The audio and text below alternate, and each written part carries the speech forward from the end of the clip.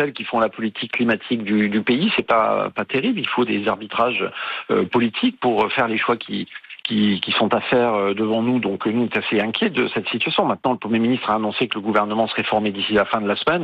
Et il n'y a pas de raison qu'il n'y arrive pas. Je pense que Michel Barnier est un homme sérieux. Il a été lui-même ministre de l'Environnement. Il a laissé son nom à des textes législatifs qui sont importants. Et c'est lui qui a parlé de dette écologique. Donc j'imagine qu'il aura à cœur de prendre ce sujet qui correspond aussi à un engagement européen et international de la France. Et je sais qu'il y est sensible. À quoi serez-vous attentif alors dans ce budget ?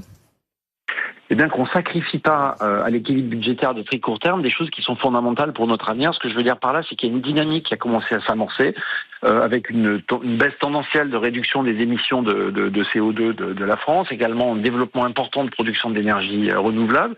Mais tout ça est encore fragile, ça mérite d'être soutenu. Et si on vient couper dans les budgets qui viennent soutenir cette dynamique, eh bien, tout ça va s'arrêter et ce sera très long à reconstruire. Là, je pense en particulier au fonds chaleur, je pense au fonds vert, je pense à l'aide à l'électrification des véhicules, je pense au dispositif MaPrimeRénov' qui aide à rénover les bâtiments.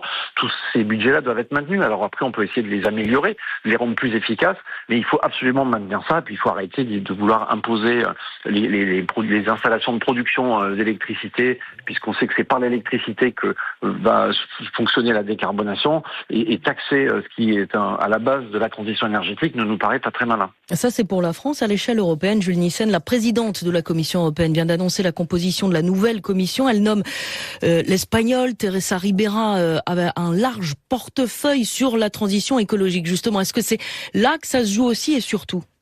Oui, ça se joue aussi et surtout. D'abord, nous, on est très heureux de la nomination de Teresa Ribera parce que c'est quelqu'un qui connaît très bien le sujet. Puis j'observe que dans l'organisation de la commission, il y a bien un portefeuille dédié à ces questions. Donc ça pourrait servir de modèle à ce que on pouvait faire en France. Et l'Europe, c'est très très important parce qu'au fond, elle dessine un cadre, elle dessine une perspective, elle joue un rôle d'aiguillon. Bien sûr qu'il y a une dimension parfois contraignante, mais l'essentiel, c'est définir des objectifs, s'assurer que les États membres y aillent bien, avec plus d'incitation que de contraintes. Mais sans cet aiguillon, on aura du mal à y arriver. Et moi, ce que je trouve intéressant à l'échelle européenne, c'est ce qui a été dit par Mario Draghi la semaine dernière, c'est qu'on peut tout à fait lier la décarbonation avec la compétitivité. En fait, si on veut gagner la bataille de la compétitivité demain, par rapport aux États-Unis, par rapport à la Chine, il faut qu'on aille à fond dans la transition énergétique. C'est bon pour le climat, mais c'est aussi bon pour l'avenir de notre continent et sa place dans le monde. Et vous attendez, on l'a compris, avec impatience. Vous n'êtes pas le seul. La nomination du futur gouvernement. Merci beaucoup, Jules Nyssen, d'avoir pris un moment pour répondre à France Info cet après-midi. Président du syndicat des énergies renouvelables.